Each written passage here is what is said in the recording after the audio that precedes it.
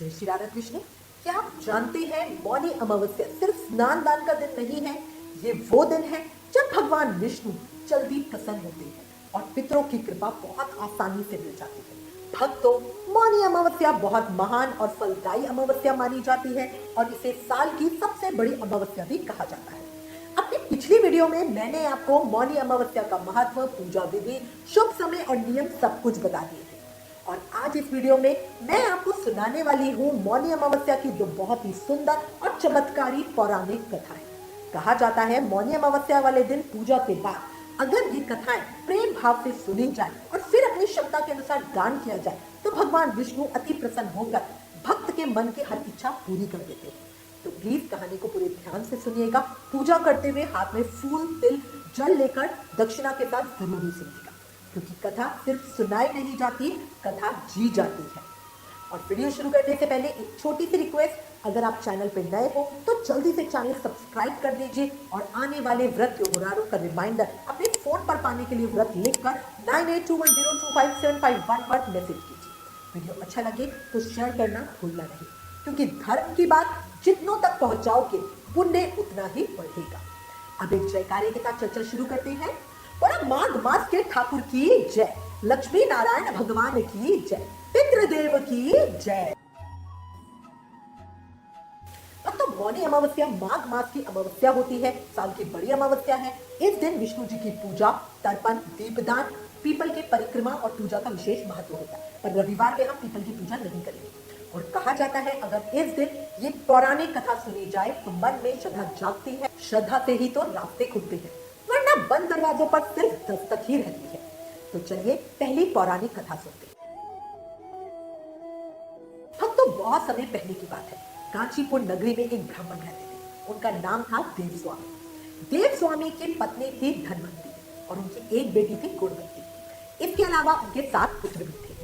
देवस्वामी जी की बेटी गुणवंती बहुत सुंदर, संस्कारवान और गुणवान। उन्होंने अपने सभी बेटों का विवाह कर दिया।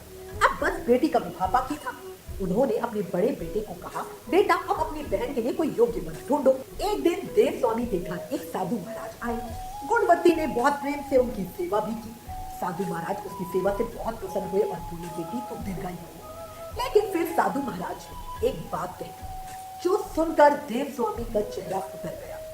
साधु महाराज ने कहा, इस कन्या की हथेली में विवाह योग्य रेखा है कि नहीं, और ये कन्या विवाह के समय सप्तपदी होते ही विधवा हो जाएगी, मतलब 7वां फेरा होते ही विधवा हो जाएगी। ये सुनकर ब्राह्मण दंपति के पैरों तले जमीन खिसक गई, उनकी आंखों में आंसू आ गए।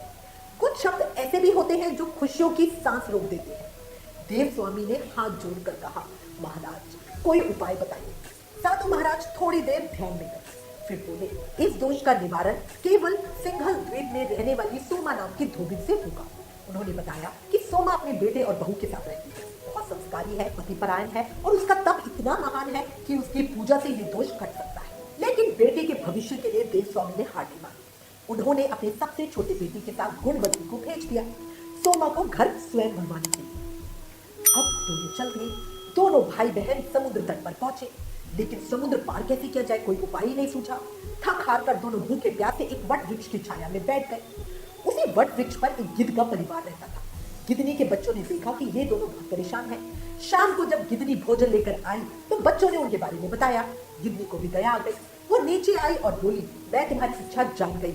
इस जंगल में जो फल फूल मिलेंगे मैं ले आऊंगी और सुबह सुबह सागर पार कराऊंगी। दोस्तों, यही तो है धर्म।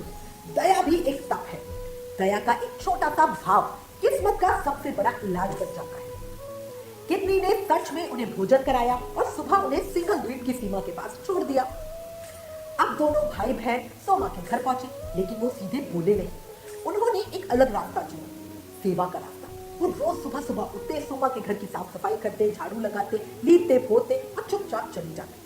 सोमा ने अपने बहुओं से पूछा, घर इतना सुंदर साफ कौन करता है? बहुओं ने झूठ बोल दिया, हम करते हैं। लेकिन सोमा को विश्वास नहीं था, उन्हें सब बहुओं की आदत पता थी। एक रात वो जागी और उसने अपनी आंखों से देखा 2 भाई बहन सुबह सवेरे आए हैं और सेवा कर रहे हैं। जब कारण पूछा तो भाई ने सब सच बता दिया। सोमा का हृदय भर आया, वो उनके भाव से प्रसन्न हो गए। सोमा ने कहा, ठीक है, मैं तुम्हारे साथ चलूंगी और इस कन्या का दोष दूर करूंगी। सोमा कांचीपुरी आई, उसने बढ़िया पूजा की और अगले ही दिन गुणवती का विवाह हुआ। लेकिन जैसे ही 7वां फेरा हुआ, गुणवती के पति की मृत्यु हो गई। घर में कोहराम बच गया। तभी सोमा आगे बढ़ी और उसने अपने पुण्य का फल दान कर दिया और चमत्कार हो गया। गुणवती का पति जीवित उठा। पूरा घर हरी हरी हरी हरी की आवाज से गूंज उठा। सोमा वापस सिंधु द्वीप लौट गई, लेकिन अपना पुण्य देने से उसका पति, पुत्र और दामाद की मृत्यु हो गई। वो दिन माघ अमावस्या यानी मौनी अमावस्या का था। सोमा बहुत दुखी हुई और उसने एक अद्भुत उपाय किया। जहां लोग पूरे पकवान लेते हैं, वहां सोमा ने पीपल के पेड़ की 108 परिक्रमा की और भक्तों उसका पुण्य वापस लौट आया। उसके पति, पुत्र और दामाद जीवित हो गए। घर धन धान्य से भर गया। और यही इस कथा की सबसे बड़ी सीख है। निष्काम सेवा का फल हमेशा मीठा ही होता है। सेवा में जो मिठास होती है वो किस्मत की हर गांठ खोल देती है। हे भगवान श्री हरि विष्णु, जैसे आपने सोमा पर कृपा की, वैसे ही इस कहानी को कहते सुनते उकारा भरने वाले सब पर कृपा करना। हम सबका घर सुख समृद्धि से भरा रहे, हमेशा प्रेम और भक्ति बनी रहे। भक्तों, अब दूसरी कथा सुनिए। ये कथा बहुत ही भावुक और बहुत प्रेरणा देने वाली है। किसी गांव में एक ब्राह्मण दंपति रहते थे। उनके घर कोई संतान नहीं थी। वो बहुत दुखी रहते थे। बहुत उपाय किए, पूजा पाठ किए, लेकिन संतान का सुख नहीं मिला। एक बार माघ का पवित्र महीना चल रहा था। ब्राह्मण देव पूजा करके आंगन में बैठे थे। तभी एक वृद्ध संत वहां आए। ब्राह्मण ने उनका बहुत आदर सत्कार किया, भोजन कराया और रात में अपने घर रुकवाया। सुबह जब संत जाने लगे तो ब्राह्मण दंपति ने उनके चरण छूकर कहा, महाराज हमें आशीर्वाद दीजिए। संत बोले, मैं तुम्हारा दुख जान गया हूँ। पिछले जन्मों के कर्मों की वजह से तुम्हारे भाग्य में संतान सुख नहीं है, लेकिन अगर पितरों की कृपा तुम पे हो जाए तो ये सुख भी तुम्हें मिल सकता है। ब्राह्मण ने पूछा, महाराज हमें क्या करना होगा? संत बोले, 3 दिन बाद माघ मास की अमावस्या है, जिसे मौनी अमावस्या कहते हैं। उस दिन गंगा स्नान करना, पितरों के निमित्त तर्पण करना, पीपल की परिक्रमा करना, पिंडदान करना, श्राद्ध करना, गंगा में दीप दान करना और दान दक्षिणा देना। शाम को घर की दक्षिण दिशा में पितरों के लिए दीप प्रज्वलित करना। इससे तुम्हारी इच्छा अवश्य ही पूरी होगी। जिस दिन पितरों का स्मरण होता है उस दिन भाग्य का वरण होता है। ब्राह्मण ने संत की बात मान ली। दोनों पति पत्नी ने बढ़िया स्नान किया।